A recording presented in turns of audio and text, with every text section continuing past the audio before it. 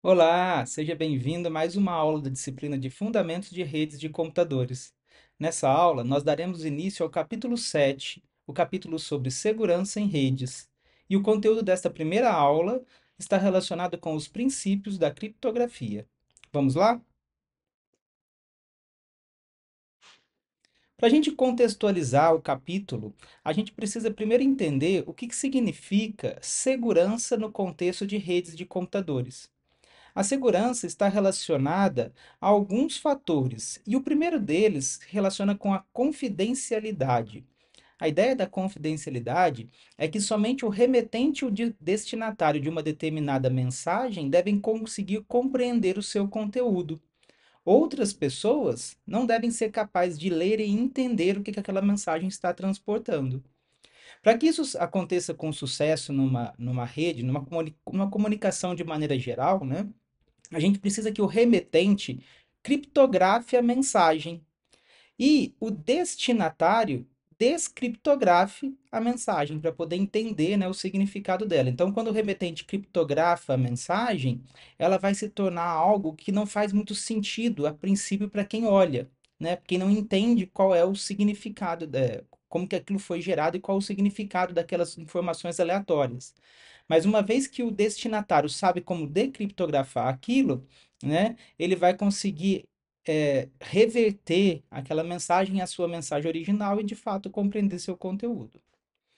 Um outro aspecto importante no contexto de segurança de redes é a autenticação. O remetente e o destinatário querem confirmar a identidade um do outro. Então, quando o destinatário recebe uma mensagem dizendo que o remetente que enviou para ele é o remetente A, ele quer ter certeza que foi aquele remetente A que enviou e não alguém se passando por ele. Né? O mesmo acontece com o destinatário. Um terceiro aspecto interessante aqui é o aspecto da integridade. O remetente e o destinatário, eles querem garantir que a mensagem não foi alterada de nenhum tipo de maneira durante o caminho ou mesmo depois que ela foi recebida, sem que eles percebam que isso tenha acontecido.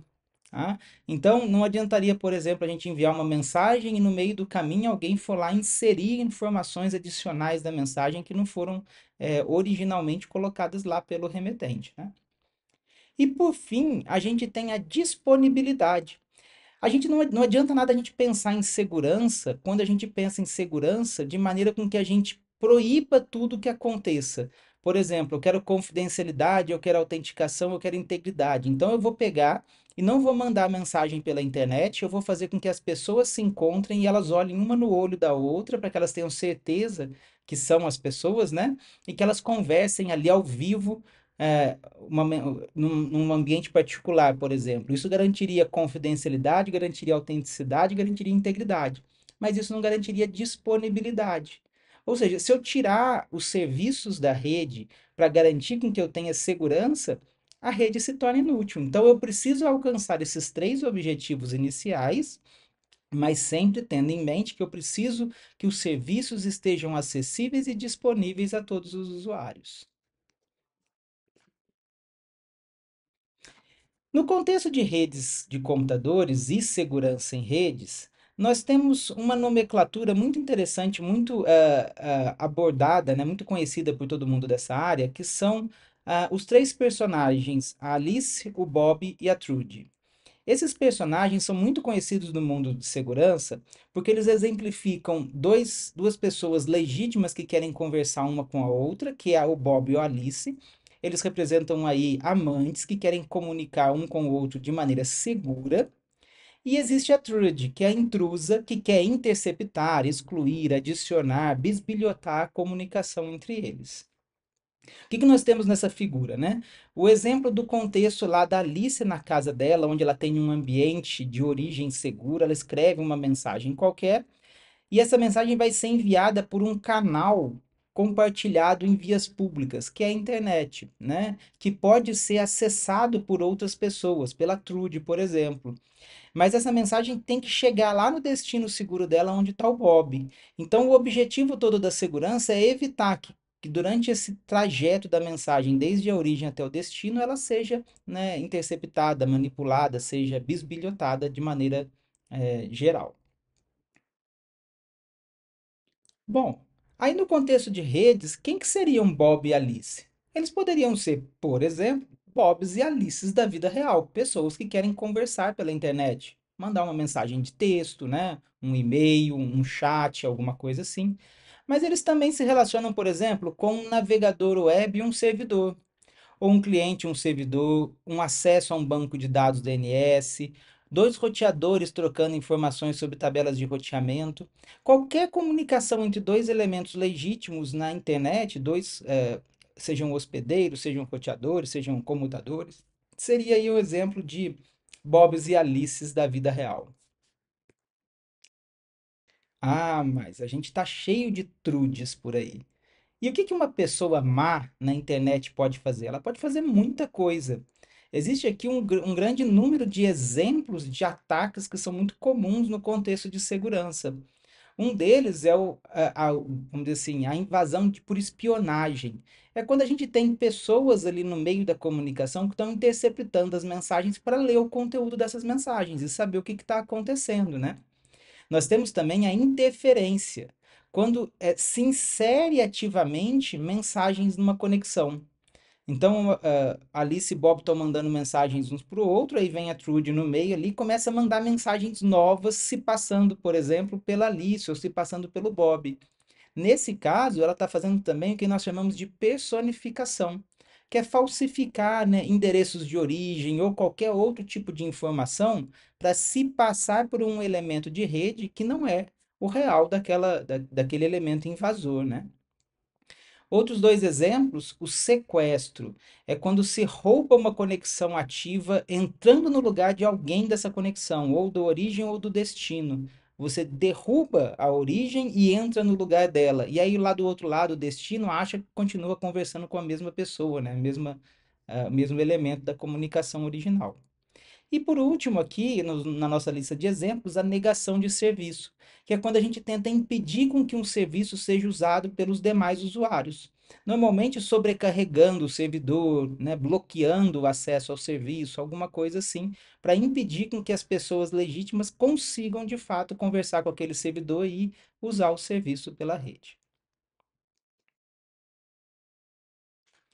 A linguagem da criptografia, ela é relativamente simples, mas a gente tem uma anotaçãozinha aqui que nós vamos utilizar no restante dessa aula, que está relacionado com as chaves criptográficas. Então vamos dar uma olhada nessa figura. O que que nós temos aí? Nós temos a Alice de um lado querendo enviar uma mensagem para o Bob, que está lá do outro lado.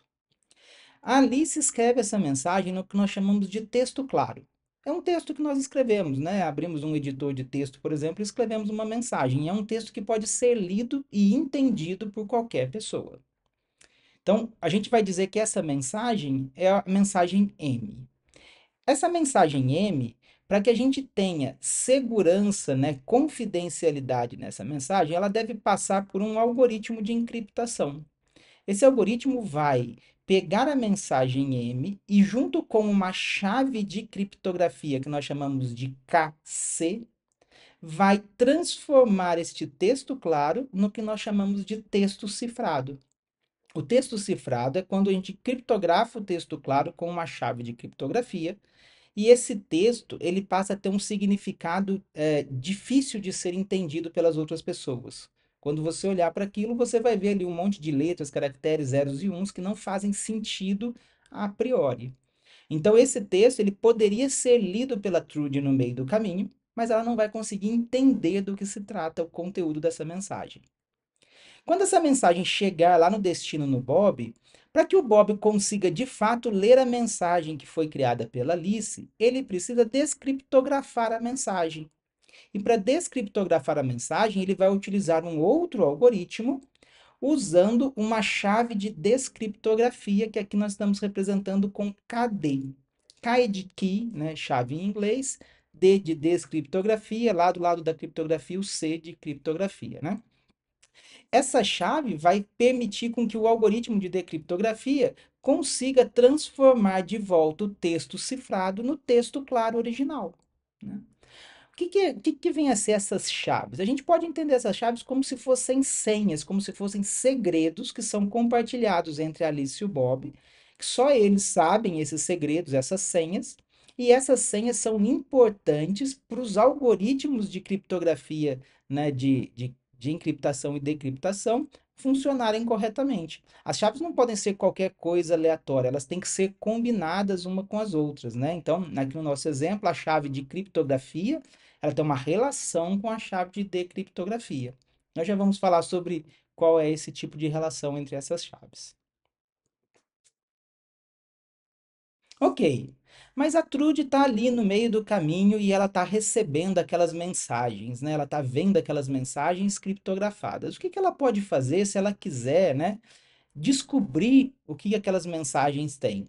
Ela pode fazer duas abordagens de ataque. Ela pode tentar fazer o que nós chamamos de força bruta, que é tentar aplicar o algoritmo de decriptação testando todas as chaves possíveis, todas as combinações de caracteres, de números, de letras, de símbolos especiais possíveis, para ver se em algum deles ela vai encontrar alguma mensagem decriptografada que faça sentido. Então ela vai tentar todas as possibilidades de senha até ver se ela acha a senha. Qual que é a realidade sobre isso? Normalmente a quantidade de senhas, de possibilidade de chaves, são muito grandes, o que faz com que o tempo viável para isso ser executado, né? Olha, para que o tempo para isso ser executado seja inviável, né? Algoritmos criptográficos, vamos dizer assim, parrudos, bem resistentes, demoram centenas de milhares de anos para você testar todas as possíveis chaves, mesmo nos computadores mais modernos. Então a gente diz que esse tipo de ataque, ele só vai ter sucesso se o tipo de algoritmo de criptografia ou a chave for algo muito simples, né? Se você colocar lá na sua senha 123, muito provavelmente, né, logo um ataque de força bruta vai adivinhar essa chave tentando ali as chaves mais comumente utilizadas, né? A outra maneira é fazer uma análise estatística, é olhar para aquele texto, né, criptografado e tentar encontrar padrões, né, encontrar coisas que ajudem ao atacante identificar qual que seria uma possível chave, né? Existem diferentes versões dos tipos dos ataques, porque depende do tipo de informação que o atacante tem sobre o conteúdo que ele quer, né, descobrir. Se ele tiver apenas o texto cifrado, o processo é de um jeito, porque você tem que tentar decifrar, olhar para o texto decifrado e ver se você consegue entender aquilo, se aquilo faz sentido ou não. Agora, quando a gente tem o texto claro conhecido e você está tentando, né, descobrir qual seria a chave de criptografia para descobrir para decifrar outra mensagem, por exemplo, o ataque tem que ficar sendo em tentar codificar este texto claro, até que você encontre, né, uma mensagem codificada que seja equivalente àquela que você está procurando decriptografar, o que é mais difícil ainda. Quando o atacante tem a possibilidade de escolher um texto claro e, para aquele texto claro, descobrir qual é o texto cifrado, fica um pouco mais fácil de encontrar a chave de criptografia, porque você consegue automatizar o processo, fazendo a conversão de um para o outro, né? E vendo se eles vão ser iguais ou não. Então, de acordo com a realidade, de acordo com as informações que o atacante tem, ele vai buscar uma estratégia específica para fazer, né, a quebra da criptografia. Falando um pouquinho sobre os modos de criptografia que nós temos, né, os tipos de criptografia, o primeiro deles é o que nós chamamos de criptografia de chaves simétricas.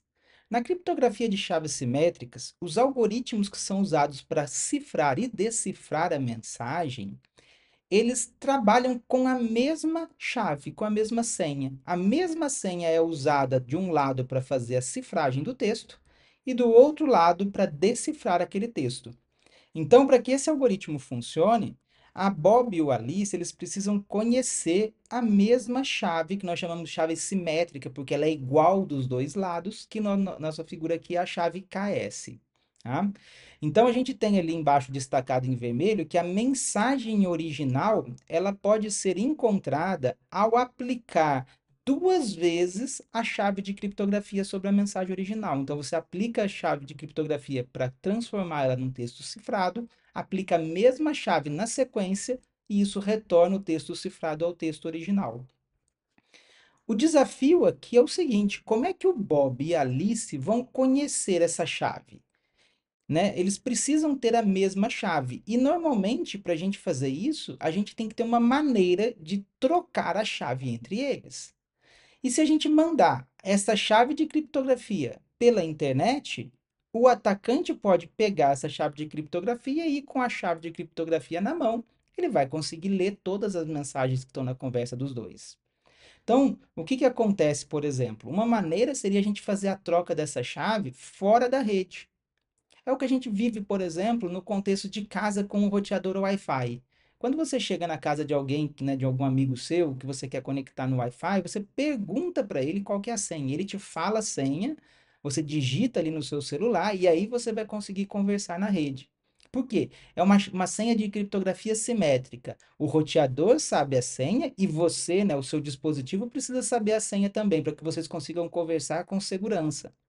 Mas a troca da senha não acontece na rede, ela acontece entre as pessoas, né? Alguém que foi lá e colocou a senha no roteador tem que falar para você, né, com a voz mesmo, pessoas humanas, qual é a senha. A minha senha não vai vir automaticamente com conexão na rede, tá?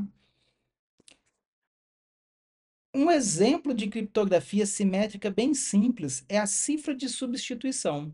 A cifra de substituição consiste em substituir cada letra do alfabeto por uma outra letra qualquer, em ordem aleatória. Então, a gente poderia ter aqui um alfabeto original de A até Z, sendo substituído por um alfabeto cifrado, onde eu tenho todas as letras em ordens aleatórias. Então, toda vez que eu ver a letra A, eu vou, na verdade, usar a letra M. Toda vez que eu ver a letra B, eu vou usar a letra N. Toda vez que eu ver a letra Z, eu vou usar a letra Q. Então, o que que aconteceria se eu tivesse um texto plano como Olá, tudo bem? Na hora que eu fosse cifrar, eu ia substituir as letras e eu teria essas letras aí, né, representando a minha mensagem cifrada. O que que vem a ser, neste contexto, a chave simétrica? É o mapeamento original entre as 26 letras do alfabeto original e as letras do alfabeto cifrado. Os dois lados, quem está convertendo e quem vai ler a mensagem depois, tem que conhecer esse mapeamento. Senão, eles não conseguem, né, fazer a interpretação correta da mensagem. Acontece que a criptografia de chave simétrica, ela é relativamente eficiente do ponto de vista computacional. Nós temos algoritmos que executam esse tipo de criptografia com bastante segurança e com baixo uso de recurso computacional, ou seja, é uma operação fácil de ser feita, né? Mas ela requer com que o remetente e o destinatário conheçam a chave simétrica, que é um desafio bem grande no contexto de redes, como transportar essa chave de um lado para o outro de maneira segura, né? E a solução para isso é um outro tipo de criptografia que nós chamamos de criptografia de chave pública. A criptografia de chave pública ela é uma abordagem totalmente diferente, onde o remetente e o destinatário eles não compartilham chaves. Existe uma chave pública que é conhecida por todo mundo para cada chave privada que vai ser conhecida apenas pelo dono daquela chave. Então vamos entender aqui numa figura como que isso se aplica. Aqui nós temos um exemplo onde nós temos o texto claro, a mensagem M, escrita pela Alice. A Alice quer enviar essa mensagem para o Bob. O que que ela vai fazer? Ela vai criptografar a mensagem utilizando a chave pública do Bob. Por que que a gente fala que a chave é pública? Porque o Bob, quando criou a chave dele, ele divulgou publicamente na internet para qualquer pessoa que quisesse ter acesso a essa chave pública dele. Tá? Então, a Alice vai lá e faz a criptografia da mensagem com a chave pública do Bob, porque ela quer mandar uma mensagem para o Bob. Com isso, nós vamos ter o texto cifrado que foi construído a partir da chave pública do Bob.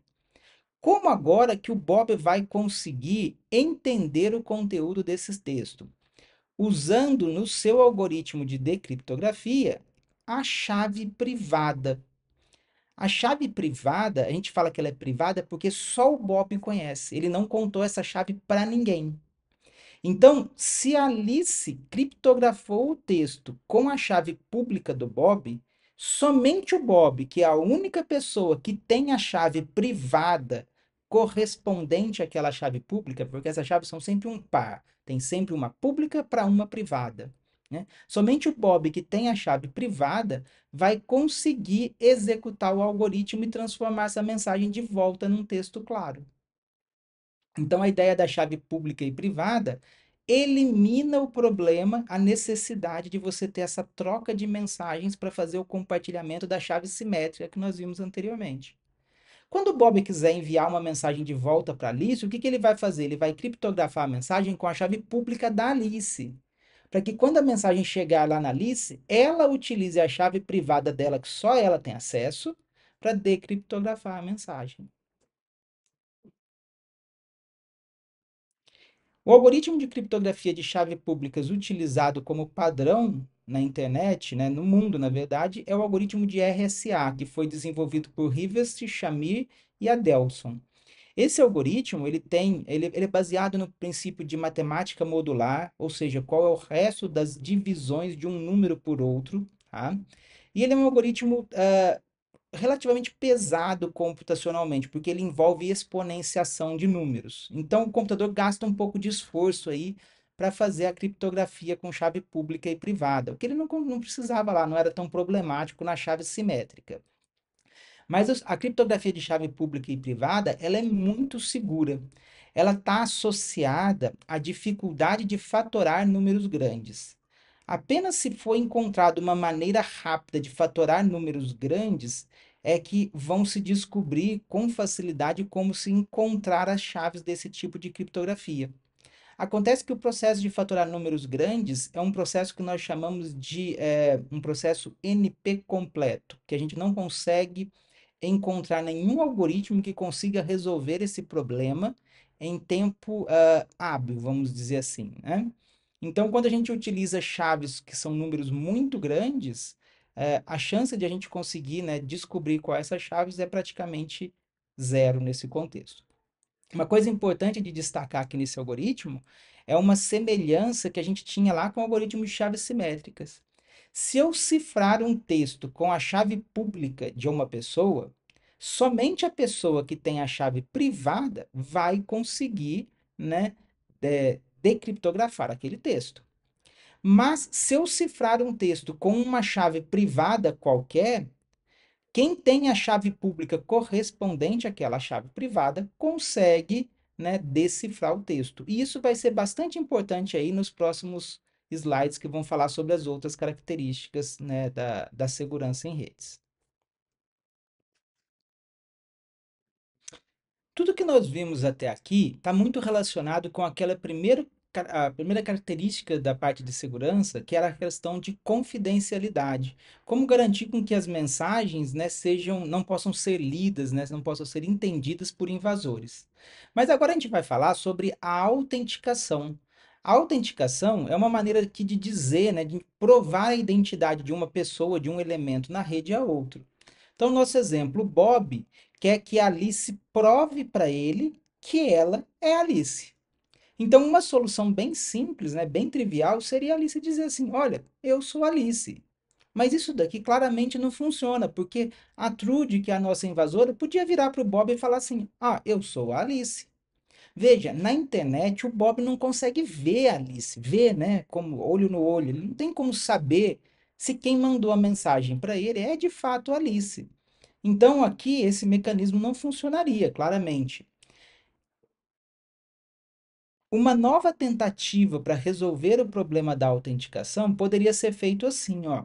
O Bob, a Alice envia uma mensagem para o Bob dizendo: Eu sou Alice, e para te provar que eu sou Alice, eu vou te enviar aqui um segredo, uma senha, né, uma mensagem secreta que os dois combinaram, qualquer coisa que só os dois conheçam, tá?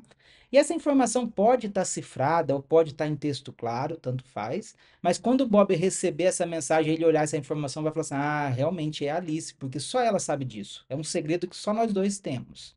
Tá? E aí ele poderia se dar por satisfeito na autenticação. Mas, claramente, isso não é uma solução muito boa. Por quê? Porque a Trude, ela pode ficar ouvindo a Alice conversar com o Bob. E aí, quando a Alice manda a primeira mensagem, ela vai lá e copia a mensagem. E depois ela vai lá e se passa de novo pela Alice. Oi, Bob, sou eu, Alice. Tá aqui, ó, minha senha de novo. Ela copia, ela replica a mensagem original que ela já viu no passado, né, para tentar iniciar uma nova autenticação falsa com o Bob. Então, uma solução mais plausível para isso, ela envolve a questão da criptografia. Nessa solução, a Alice vai dizer para o Bob, eu sou a Alice, tá? E aí o Bob vai enviar para a Alice o que nós chamamos de nonce. É um número único que não se repete. Então ele vai pegar um número ali que ele nunca usou na vida, tipo, eu vou mandar para ela o número 40. Ela manda esse número para ela. E o que que a Alice vai fazer? Ela vai usar a chave privada de criptografia dela para criptografar esse número R. Quando ela criptografar esse número R, ela envia de volta este número criptografado para o Bob.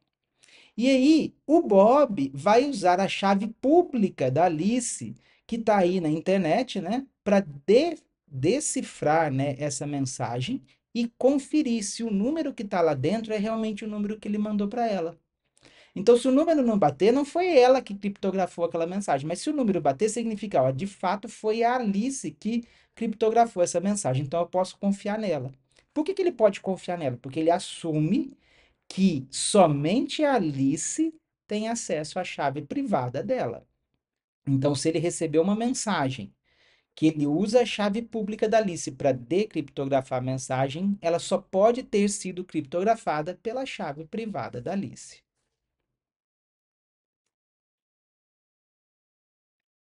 Nesse contexto, nós entramos aí com a terceira característica da segurança de redes, que é a integridade. A gente pode combinar essas técnicas que nós já vimos para fazer o que nós chamamos de assinatura digital. A ideia da assinatura digital é garantir que o remetente que assina um documento digitalmente está tentando provar que ele é o dono, ele é o criador daquele documento. E isso tem que ser uma maneira tem que ser uma maneira, né, uma proposta que seja verificável e que seja incontestável, tá? Então, como é que funciona o processo de assinatura? Uma maneira de fazer a assinatura de maneira simples seria o seguinte: o Bob quer escrever uma mensagem para Alice. Ele escreve a mensagem M dele ali, ó. No nosso exemplo, querida Alice, estou com saudade, penso em você o tempo todo, Bob. Ele vai pegar essa mensagem e vai colocar no algoritmo de criptografia e criptografar com a chave privada dele, porque só ele tem essa chave privada. Uma vez que ele tem essa chave privada, né, ele vai gerar a criptografia dessa mensagem, ele vai encaminhar para Alice a mensagem original e também a, mens a criptografia da mensagem. A Alice vai ler a mensagem original e, se ela quiser ter certeza que aquela mensagem foi criada pelo Bob, ela pega a mensagem, né, pega aquela mensagem, aquela mensagem criptografada, né, que o Bob mandou junto com a mensagem original, que foi criptografada com a chave privada dele, aplica a chave pública do Bob e vê se a mensagem que vai sair é igualzinho à mensagem que ela recebeu. Se for igualzinho, significa que de fato aquele texto que ela leu é o texto que o Bob realmente criou. Então isso garante, né, que a mensagem é, né, incontestável e verificável a partir do modelo de criptografia de chave pública e privada. Ao olharmos aqui, né, a questão da assinatura digital, a gente vê, né, a Alice recebe a mensagem M com a assinatura e ela verifica, né, se a assinatura da mensagem M usando a chave pública do Bob para confirmar, né, que aplicar a chave pública do Bob sobre um texto cifrado com a chave privada do Bob vai retornar a mensagem original que ele enviou. Para a gente finalizar essa aula, a gente tem que entender o seguinte: no modelo de criptografia de chave pública e privada, a chave privada nunca deve sair pela internet. Ela deve ser sempre guardada, né, por conta de quem criou ela, né, o proprietário da chave. Mas a chave pública tem que ser disponibilizada na internet. E para garantir com que ninguém, né, se faça passar por outra pessoa enviando uma chave na internet que não seja da pessoa original, existe aqui o contexto da autoridade certificadora.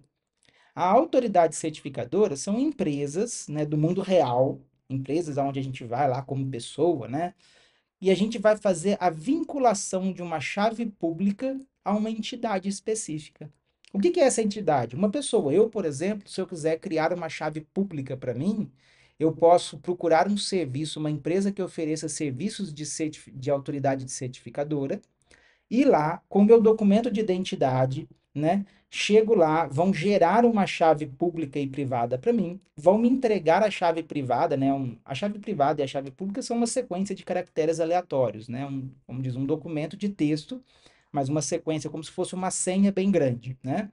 Eles vão me entregar a chave privada, a minha senha privada, eu vou ter que guardar essa senha, né, sem contar para ninguém, né?